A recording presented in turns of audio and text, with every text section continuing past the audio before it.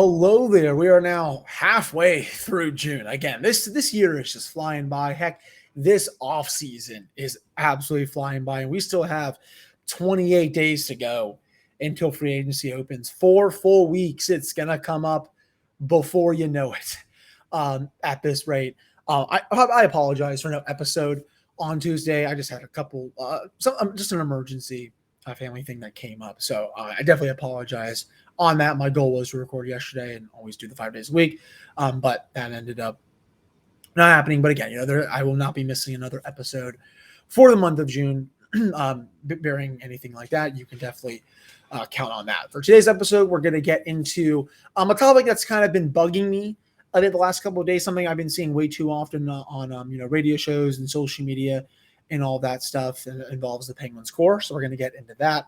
Also going to continue our season reviews. That today's will be Brian Dumoulin's. So as we start off the defensive core, I've already basically done Chris Tang's. I'll get to him probably. I'll actually save the best for last with him. And then we'll also get into the Penguins' big moves that they made on Tuesday with some front office moves. And then they also announced the Kevin Acklin thing today. So we'll get into that for the final segment, and then maybe do a little something small in the Stanley Cup final. So that's all coming up for today's episode of the Locked On Penguins podcast. You're Locked On Penguins, your daily podcast on the Pittsburgh Penguins, part of the Locked On Podcast Network, your team every day.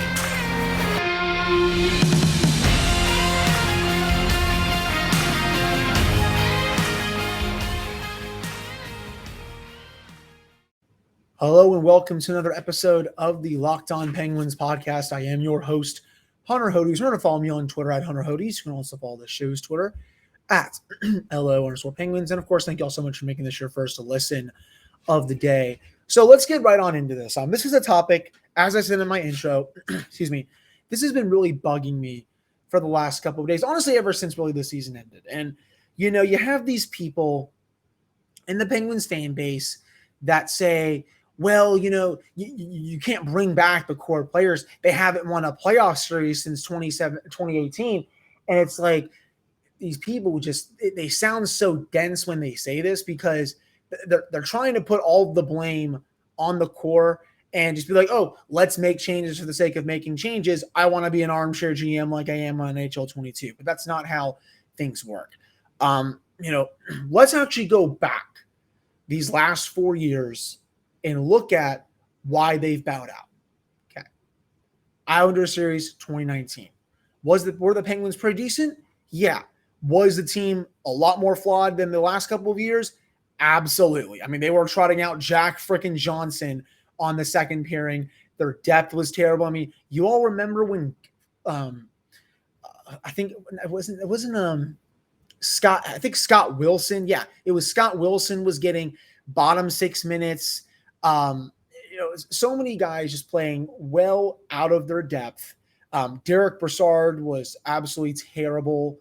That team, they weren't. I mean, in fact, Derek Brassard was even traded.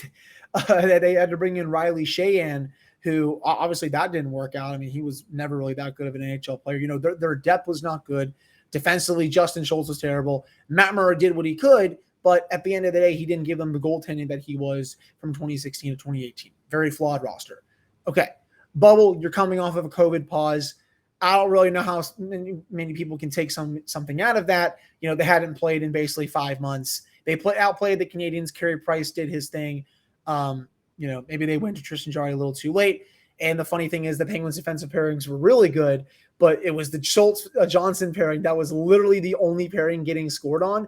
And, that was one of the situations where I was actually criticizing Mike Sullivan because he wasn't doing enough to put the team in the best chance to succeed. He kept icing that pairing, didn't want to scratch either one of them. I never really understood that. So those 2 years, I just don't think the team was good enough. But, did they blow up the core? No, they made some changes. They built around them. Last year, they look like they have a great shot at making a run. Tristan Jarry had other plans. He stunk.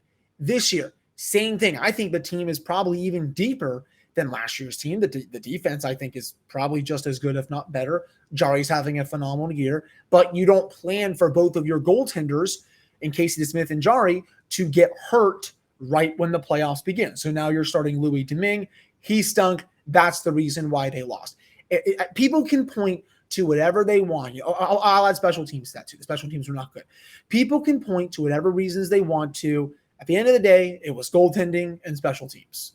And I'm not about to sit here and say, well, I'm going to make changes for the sake of making changes because the core has shown that they can't win anymore. Again, that is another, statement that's not true because, they've shown over the years plenty of times that they can win the Stanley Cup. They have 3 of them. They've been to 4 Stanley Cup finals, and all 3 of them are still elite players in the NHL. I ask this to the people who want either one or both of Evgeny Malkin and Chris Letang gone. So basically 2/3 of the Penguins core. Who do you want the Penguins to replace them with? That is my big question, because a lot of these people, they don't, in the very loud but minority section of the Penguins fan base, they don't usually have those kind of answers. Someone was telling me the other day that they would sign Josh Manson, trade for Scott Mayfield, and it's like, that is not going to make your defensive core better. It's just going to make it worse. Someone thinks that same person was telling me that Mike Matheson, of all people, is going to just take Chris Letang's minutes and, produce just like him and a player. That's a player that's been over 30 points in his career one time. I mean, I just don't know what people are watching here that they can come to these sort of conclusions. And I'll go off that for Evgeny Malkin too. I have made the argument on this podcast that yes, it is easier to replace him. And I am glad the Penguins are prioritizing Chris Letang because he is a lot harder to replace. That said, look around the free agent market. Who are you going to get that's going to give you a point per game level of production, great power play time, and someone that is still a very good playmaker and a goal scorer in today's NHL? And people can come back at me with, Evgeny Malkin's turnovers. Oh my God, his penalty minutes. And you know what I say to that? I don't really give a flying crap. Does he sometimes make boneheaded plays with the puck? Yes. And I call him out for that like I have his entire career. Has he sometimes taken boneheaded penalties? Yes. I have called him out for 16 years when he does stupid crap like that. But the good that he does for this team far outweighs the bad. And when you look at who is available on the free agent market, you are probably not going to get anyone, maybe outside of Nazem Kadri, that can actually match his production. And hint, just for everyone out there, no, the Penguins are not going to sign Nazem Kadri because they do not have $9 million per year to give him. He is going to make a boatload of cash. The Penguins do not have that money to give him. And another thing, that people I've been seeing on social media and radio stuff is that people have said, well, if you bring both of them back, you're not really going to have a lot of cap space to do anything else. And I'm like, well, that's where it takes a GM being a little creative here to open up cap space. They have the ability to bring these players back and open up cap in other ways. Brian Dumoulin, which I will get to in a second with the season review, he could potentially be available. Jason Zucker in this $5.5 million cap hit. If you even get someone to take 50% of that, that's an extra almost $3 million in salary cap space. Brock McGinn, he's at 2.75 for the next 3 years. I don't think he'll be traded, but if he is, that's another 2.75 million off your payroll. Right there, that's over $5 million in cap space. And if you are able to unload Zucker's full cap load, that's over $7 million, almost $8 million, I should say, in salary cap space. They have ways to be creative. I don't want to hear that the cap can be an excuse because teams are always willing to jump in and help you out. Why do you think Tampa Bay always gets out of their cap problems? To teams, despite what you read, despite what you hear, teams are always willing to bend over backwards to help each other. All the general managers, it's an old boys club. They're always willing to help out their friends. So I'm just, I'm sick and tired of reading this take that the Penguins, they can't win with the core. It's just, to me, it's kind of ignorant. People are placing too much blame on 3 players who have played their butts off the last 4 years. I mean, I had someone today telling me that Evgeny Malkin has been a no-show in the playoffs. Dude has 11 points in his last 11 playoff games. I really don't know what people are watching when they say this kind of stuff. And it's just, it's bad faith arguments. I am more than willing to hear part of the opposite side, but engage in a conversation where you can tell me what they should do to replace one or both of those players. And I'm not trying to be a jerk about that. I'm openly asking those people to, come up with a plan and pitch me to it. The people that don't want one or both of them back, pitch me your plan in a perfect, what's the word I'm looking for? In a good tone or whatever. And, we'll discuss it. I've had people say Vincent Trocheck. I like him, but he only had points in 6 of the Carolina's 14 playoff games. He would only be, on I don't want to say a last resort. And I also do think he's going to cost a boatload of money.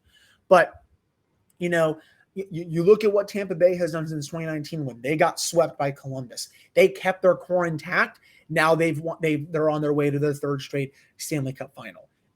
Julian Brisebois believed in them. He even said he did not even think about trading anyone from that core. He knew it was going to turn around. And sure, their core is younger than the Penguins. But, for Tampa, it also helps having Andrei Vasilevsky in net. He's going to go down probably as one of the 10 best goaltenders to ever play the game. And, it's criminal that the Penguins have gotten really poor goaltending in a lot of Sidney Crosby and Evgeny Malkin's peak years. Even, this year where both of them are outside of their prime, but they still put up ridiculously good seasons. They're not going to rebuild. They should not rebuild, especially when Sidney Crosby is still at over a point per game. Evgeny Malkin, Jake Gensel just scored 40 goals. This team, does it need a retool? Yes. Do they need to get younger and faster? Yes. I am in full support for changing out some of the supporting cast and bringing in some new blood that can help the core go chase one more Stanley Cup. That is what their main objective should be this offseason.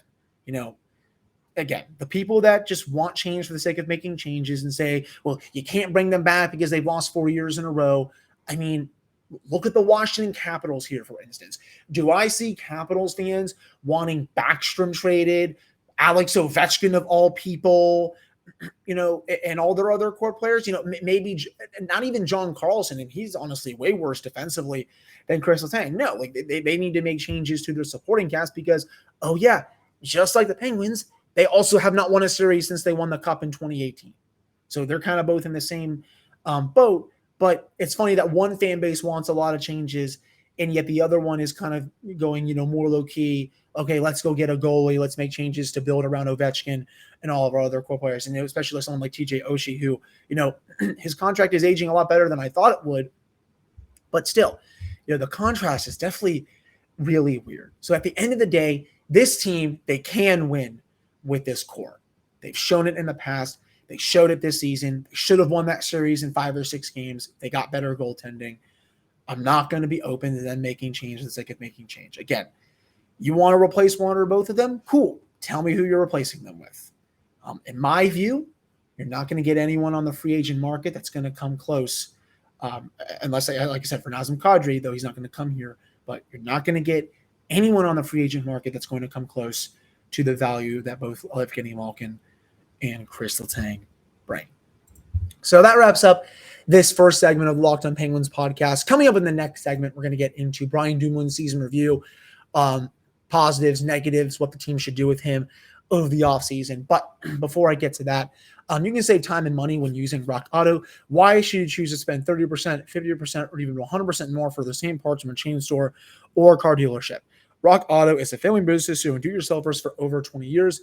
The prices are reliably low for every customer. They have everything you need, from brake parts, tail lamps, motor oil, and even new carpet. You can go explore their easy-to-use website today to find a solution to your auto part needs. You can go to rockauto.com right now and see all the parts available for your car, truck, and you can write Locked On in their How'd You Hear About Us box so they know we sent you. Amazing selection and reliable low prices. All the parts your car will ever need. That is rockauto.com. All right, I'm back here in this episode of the Locked On Penguins podcast. I am your host, Hunter Hodes. Remember to follow me on Twitter, Hunter Hodes. Follow the show's Twitter at @LL_Penguins. So let's start our defenseman season reviews today with the defender who I thought was the worst on the team this year, and that was Brian Dumoulin. Excuse me. 76 games played, but his numbers took a dip this year. This was the first time he's been below 50% in Corsi since 2014-15, when he was basically a rookie. At that point, when he was on the ice, the Penguins had only 49% of the shot attempts, 55% of the goals for percentage, so that's good, but I think a lot of that has to do with playing with Chris Letang on his top pairing. 50% of the expected goals, a little higher than he was last year, but not near what he was in 2019-20, 2016 when he was at 56, 55%. Scoring chances this year, the Penguins had 51% of those when he was on the ice, a little bit down from where he was last year when it was basically at 52%. High danger this year, the Penguins had almost 52% of the high danger chances. That's a little up from last year. 39 high danger goals for, 39 high danger goals again, so about 56% of the high danger goals for when he was on the ice. On ice save percentage, 931. That means the goaltending. That means the save percentage for the Penguins goaltending when he was on the ice. So he was potentially getting bailed out by some bad goaltending. But defensively, he was it just wasn't good. It looked like he's lost a lot of his skating ability this season. Excuse me. And I think that's probably due to the injuries that he's had in his career, but also due to the fact that he's on the opposite side of 30 now.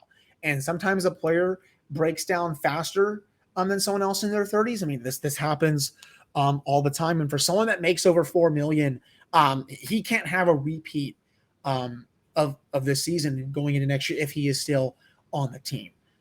He plays top pairing minutes with Chris Letang. I expect more from him based on what I have seen over the last several seasons on the top pairing. He's usually very reliable defensively, sometimes chips in offensively, but that's usually not his game.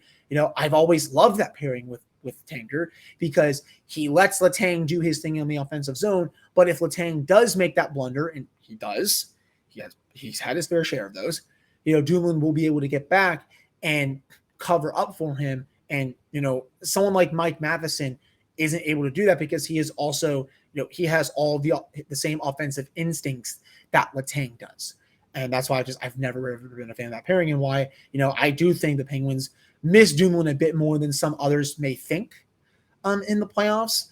Matheson had, it was probably like 4 or 5 pucks go off his skate in past either Louis Domingue or Tristan Jarry. I mean, when the Penguins made it 2-1 in Game 7 against the Rangers, they come right back a couple minutes later. Puck don't lie, goes off Mike Matheson's skate, and then it's just like, man, that was like, again, that was like the 5th one during the playoffs that happened. And Brian Dumoulin there, he's probably not in that same position. He is definitely a defender, though, despite all of his past accolades, that he's had for the Penguins. I still am looking to potentially move him this summer. You have POJ down in Wilkes-Barre. He's probably ready. You have Mark Friedman as reliable depth, also ready to chip in. It's tough because if you bring Letang back and you also trade Dumoulin, who are you putting next to Letang for the remainder of his deal? I'm not confident in Mike Matheson doing that. I know the underlyings have not been bad at times, but in the playoffs, I was not a fan of that pairing. You're not going to put Marcus Pettersson up there. That would be suicide. Mark Friedman's not going to go up there. Do you have to go out into free agency and sign someone for cheap? Do you go out and sign like a Nikita Zadorov to play your top pairing minutes after what he just did in Calgary? That's an option. Maybe he makes, $4 to $4.5 million per, but, A, will the Penguins have that cap space available?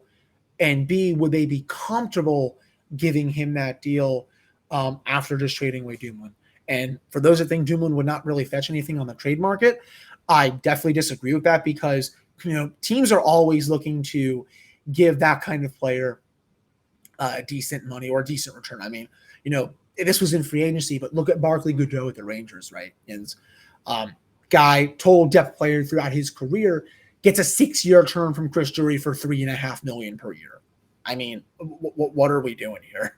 The 6-year term is already ridiculous enough, but he's getting 18 to 18.2 million, to play 3rd or 4th line minutes, and just because he's won a couple Stanley Cups. So, a player like Brian Dumoulin, who has won the cup a couple times, who has been good defensively throughout his career, I do think he can potentially net maybe a roster player in return, decent draft pick, maybe a prospect, something like that. You're not going to get like 3 assets, I don't think, for Dumoulin, but I do think you can maybe get at least a player and a pick or a player and a prospect back for someone like that. So if I am the Penguins, I am aggressively looking to shop him. I was just not a fan of how he played this season. Just always looked a step behind, especially in the defensive zone. Was not his usual self. Was committing too many turnovers. When he's at his best, he's commanding the ice with Letang on that pairing, and his vision is usually out there. And when he's also skating the puck, easily out of danger in the defensive zone. He was not doing any of those things at all from what I was watching this year. And it's a problem, especially considering he has a lot of years left on that contract. And, he makes a decent amount of money. So, I think Hextall does have a decision to make there. I just don't, I think of all the defensemen that played for the team that's in the regular top 6, I think he was the worst one by far. That's how I see it. And if he does come back, and there's probably a decent chance that he will, I want to see a lot more from him next year. I want to be able to see him skate the puck out of danger with relative ease. I want to see him, create shooting lanes in the offensive zone when Chris Letang is not creating that kind of offense if he is brought back to. And, I want to see him not, struggle to keep up with odd man rushes and just, also struggling to make those routine plays that, he usually makes with ease. Again, I do think they missed him after he tore his MCL in the playoffs. I definitely think, with Dumoulin and Letang in that Game 7, that second Rangers goal doesn't go in. Who knows what happens for the rest of that game? So it's definitely an unfortunate injury that happened. But we'll be curious to see what happens. I think that's a bigger decision than some are making it out to be with regards to Dumoulin. So that wraps up his season review. We're going to continue with the other defenseman season reviews throughout the rest of this week, and of course going into next week. Coming up in the final segment, we're going to get into the news for the Penguins on Tuesday as they made some of the promotions that Rob Rossi of The Athletic talked about in his article earlier this week. Before I get to that, though, BetOnline is your number one source for all of your betting stats and sports info. You can find all the latest sports developments, news, and odds, including this year's NBA Finals, the Stanley Cup Final, Major League Baseball, and, of course, all the latest fighting news from MMA and UFC to boxing. BetOnline is your continued source for all of your sports wagering information, including live betting, esports, and more. You can head to the website today or use your phone to learn more about the trends in action. That is BetOnline, where the game starts. All right, I'm back here in this episode of the Locked On Penguins podcast. I am your host, Hunter Hodes. Remember to follow me on Twitter at Hunter Hodes. Follow the show's Twitter at @L_Penguins. So let's get into the big news that happened on Tuesday morning. So Rob Rossi, he nailed a couple of things in his story. So Eric Heasley was promoted to general manager of the Wilkes-Barre Scranton Penguins. Congratulations to him. I mean, he's worked his butt off to get to this opportunity. He started out, I don't know if a lot of you know this, he was a communications coordinator all the way back in 2008 with the Penguins, and he has worked his way up within the organization and into this role. So congratulations to him for getting that general manager spot. I'm sure he's going to do a great job down in Wilkes-Barre. Andy Saucier, so he is now a hockey operations analyst, but as Rossi reported in his story, he is still going to be a video coach. He's not going to be giving that up. This is just a new title that he's also going to have within the Penguins organization. Congratulations to Andy. Very well deserved. There is probably no one better in the NHL that is as good as him when it comes to offside reviews. I said this on my episode a couple days ago. For as long as he's been here, I do not even remember a time where the Penguins lost an offside challenge.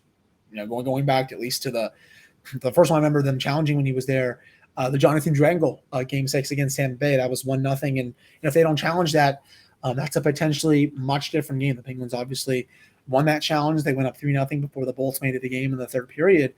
And then the Penguins were able to get a big insurance goal from Brian Rust and then get the empty netter to send the series back to Pittsburgh. But, again, congratulations to him. He's done a remarkable job for this organization as a video coach. And I'm excited to see how much input he's going to have as an analyst for the hockey operations. And then finally, Ron Hextall's right-hand man, Chris Pryor, he is now one of the assistant general managers. He was the director of player personnel before that, so now he has a new title. That move, first things first, congratulations to Chris. He's worked with Ron for many years, going back to the Philadelphia days.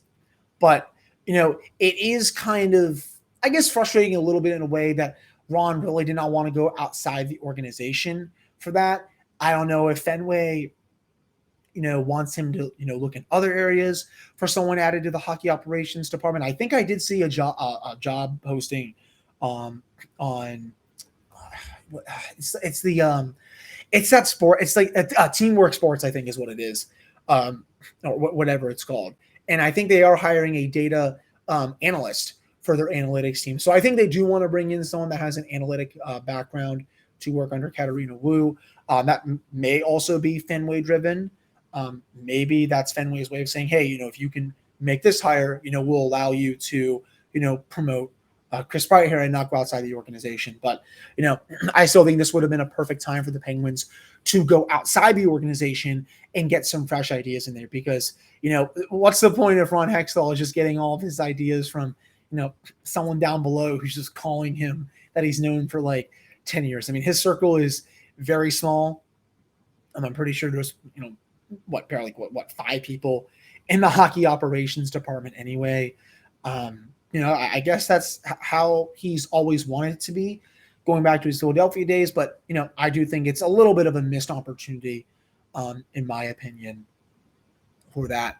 And then finally, the Penguins did announce today that Kevin Acklin has officially been promoted to president of business operations. That was reported last week by Mike DeFabo of the Pittsburgh Post-Gazette. So he will be in his 5th season with the team. He's going to report to the ownership group and manage the day-to-day operations of the business of the team, including strategic planning, corporate partnerships, marketing, and community outreach. And he's also, again, going to spearhead the development of the former Civic Arena site, which has had so many battles over the years, going back to when Mellon Arena was demolished. And it does say Brian Burke will continue in his role as president of hockey operations, reporting directly to Fenway Sports Group. So I don't think there's just going to be a total president of the team overall. I think Fenway wanted to split that duty up between the hockey operations side with Brian Burke and then the business side with Acklin. So I guess they're going. The new ownership group is just going in a different direction when it comes to that. At least that's what I took out of it. So those were the main announcements for the Penguins over the last couple of days. Congratulations to all 4 of these individuals. They've done a lot of great work for the Penguins, and I'm excited to see what they do moving forward for the team. But that will do it for this episode of the Locked On Penguins podcast. Again, I have some draft stuff coming up here, probably towards the late stages of the month of June, early July. I'm going to try to dive into some of these players that could be in play at number 21. I don't think the Penguins are going to trade that pick. And we're also going to start getting into some more potentially low-key free agents that I think the Penguins could look at. And there's one that I think was on Dejan Kovacevic's Daily Shot of the Penguins, which I do like listening to every day. He mentioned one in his episode this morning, actually, that I may dive into for Thursday's episode and give my thoughts on, why he may or may not should be allowed to come back. But, based on what he was saying on that episode, and you guys can go listen to it on Apple, Spotify, wherever, definitely sounds like it might be in play when free agency opens on July 13th. So again, thank you all so much for listening. I really appreciate all of you tuning in to this episode. Let me know what you all think in the comments for YouTube. You can also message me on social media at Hunter Hodes, the social Twitter at @Penguins. I try to respond to everyone that sends me message requests about the team and all that jazz. So you all can do that if you want to give some feedback on the show. And I will talk to all of you all on Thursday.